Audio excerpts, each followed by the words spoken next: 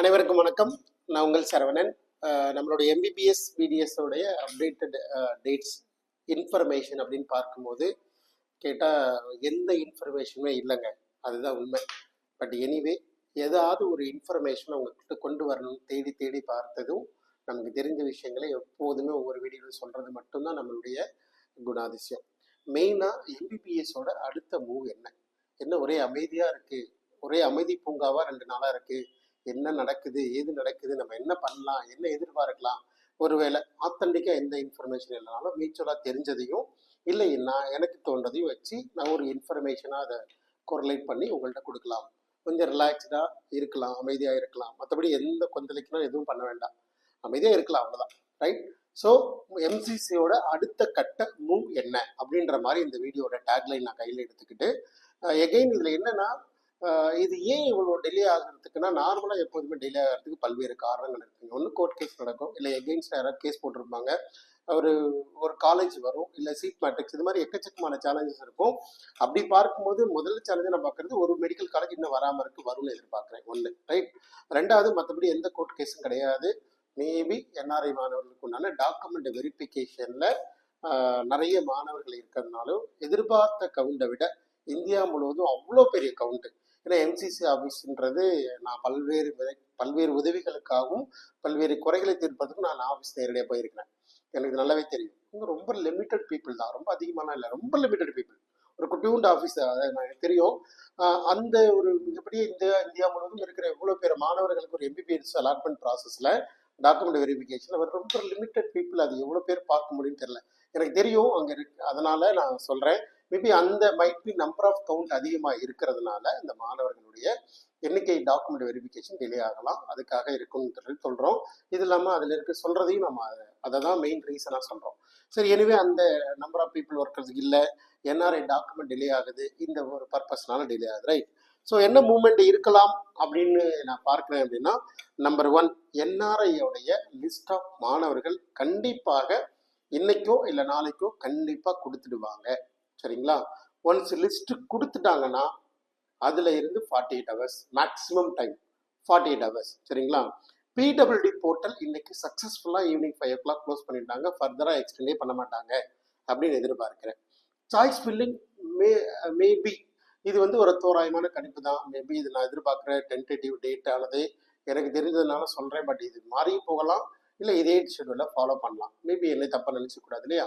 அப்படி பார்க்குறச்ச மேபி ஒரு சண்டே வரைக்கும் கொடுப்பாங்களோ அப்படின்னு எதிர்பார்க்குறேன். இல்லை அப் டு மண்டே வரைக்கும் கூட கொடுக்கறதுக்கான வாய்ப்புகள் இருக்குன்னு எதிர்பார்க்குறேன். அதே மாதிரி சண்டேயில் மண்டே வரைக்கும் கொடுக்குறாங்கன்னா result maybe expected are Wednesday, அது வரைக்கும் போக வாய்ப்பு இருக்குது. கம்ப்ளீட்டாக ஒரு ரிவைஸ்டு ஷெடியூல் இன்றைக்கும் நாளைக்கும் கண்டிப்பாக கொடுப்பாங்கன்னு ரொம்ப எக்ஸ்பெக்ட் பண்ணுறோம். அப்படி அந்த ஷெடியூல் கொடுத்துட்டாங்கன்னா கண்டிப்பாக நம்மளுடைய வீடியோவில் இமீடியட்டாக அந்த வீடியோ கொடுக்கறது ரெடியாக இருக்கிறோம். சரிங்களா? So we are expected NRI list, பிடபிள்யூட லிஸ்ட்டு க்ளோஸ் ஆகிடுச்சு. Choice filling may be extended up to Sunday or Monday. Result may be expected up to Wednesday. அது வரைக்கும் போகலாம். பட் அதுக்கு முன்னாடி இருக்குமான்றது கொஞ்சம் குறைகள். பட் அது வரைக்கும் போகிறதுக்கான சாத்தியக்கூறுகள் எல்லாமே இருக்கு. ரைட். ஆனால் அதுக்கு முன்னாடியே எல்லாமே நடக்கும் அப்படின்றதுக்கான சாத்தியக்கூறுகள் எதுவுமே இல்லை. நம்பர் 1. ஓகே. அடுத்து நிறைய ரிப்ளை லாஸ்ட் ஒரு வீடியோ கொடுத்துருந்தோம். கிட்டத்தட்ட ஒரு 350 450 மாணவர்கள் இருக்கிற இடைப்பட்ட மாணவர்களுக்காக ஒரு ப்ராப்ளம் ஸ்டேட்மெண்ட் இருக்குது. அவங்களுக்கு ப்ராப்ளம்னா நிறைய செலவு பண்ண முடியாதுன்ற ஒரு ப்ராப்ளத்தில் இருக்கிறாங்கன்னு ஒரு சூட்டபிளான ஒரு ஐடியா எடுத்து நம்ம வீடியோவில் பதிவு பண்ணியிருந்தோம். அவ்வளோ மாணவர்கள், அப்போ அவ்வளோ மாணவர்கள் தமிழ்நாட்டிலே இருக்கிறாங்களா அப்படின்னு தான் கொஸ்டின் மார்க்கு. ஐயோ எவ்வளோ பேர் தெரியுங்களா, எங்களால் சமாளிக்க முடியல, அவ்வளோ பேர் 350 450 மார்க் இருக்கிறாங்க. ஸோ அவ்வளோ மாணவர்கள் இருக்கிற தமிழ்நாட்டு ஸ்டூடெண்ட்டு ஒருவேளை எகெயின் இந்த ஒரு வீடியோவில் உங்களுக்கு ஒரு கன்க்ளூஷனாக கம்ப்ளீட் பண்ணுவேன் அப்படின்னா, எகெயின் உங்களுடைய தேவைகளையும் உங்களுக்கு என்ன வேணுன்றதையும் தெளிவாக எழுதுங்க. நீங்கள் இன்னமும் ஒரு கடலில் பாதிலாம் தாண்டலை, வெறும் 10% 15% தாண்டி, இன்னும் 95% கவுன்சிலிங் இருக்குது. உங்களுடைய தேவைகளையும் உங்களுடைய ஃபினான்ஷியல் பொட்டன்ஷியலையும் பாக்கெட்டில் இருக்கிற பணத்தையும் குடும்பத்தோட சூழ்நிலை எல்லாத்தையும் எடுத்து ஃபஸ்ட்டு ரைட்டப் பண்ணுங்கள், தெளிவாக நோட் பண்ணுங்கள். சரிங்களா? அப்புறம் உங்களுடைய சூட்டபிளாக இருக்கிற படிப்பையும் சூட்டபிளாக இருக்கிற காலேஜையும் ட்ரேஸ் பண்ணி எடுங்க. சரிங்களா? என் மாணவருக்கு நான் அப்படி தான் தேர்ந்தெடுக்கிறேன். சரிங்களா? அப்போ நீங்கள் தேர்ந்தெடுங்க. ஸ்டெப் பை ஸ்டெப்பாக ப்ரொசீடிங் பண்ணுங்க. எங்கேயுமே தவறு பண்ணாதீங்க. ரொம்ப ரொம்ப கவனமாக இருங்க. சரிங்களா? நாளைக்கு பின்னாடி திரும்பி பார்க்கும்போது ஒரு லோயர் ஃபீஸில் நல்ல குவாலிட்டியான ஒரு கல்லூரியில் இதே ஈக்குவலான ஒரு மாணவர் சேர்ந்திருக்கிறார் அப்படின்றான் அப்படின்னு அந்த காதுக்கு நீங்கள் வரும்போது நீங்கள் தப்பு பண்ணது அப்போ தான் தெரியும்.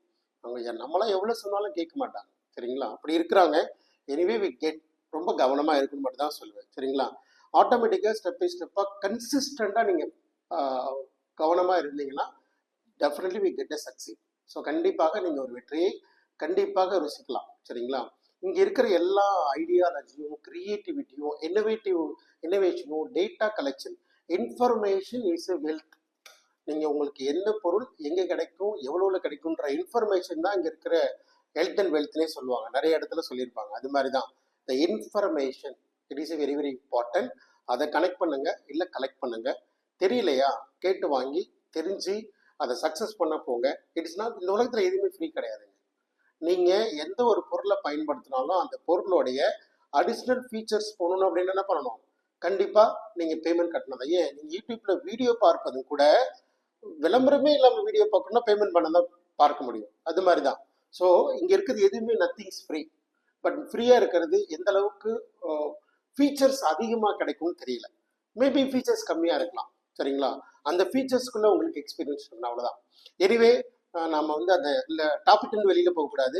எம்சிசியோட movement maybe expected another 2 to 3 working days வரைக்குமே போகலாம். ஒரு 4 to 5 ஒர்க்கிங் டேல ரிசல்ட் வந்துடலாம். ஜாயின் பண்ண ரெடியாக இருங்க. இன்னமும் தேவைகள் இருக்குது. சரியாக இன்னும் சூட்டபிள் ஆகலை. ஒரு எம்பிபிஎஸ் அட்மிஷன் ஜாயின் பண்ணணும். எனக்கு இன்னும் குறைகள் இருக்குன்னா தயவு செஞ்சு ப்ரிப்பேர் பண்ணுங்கள்.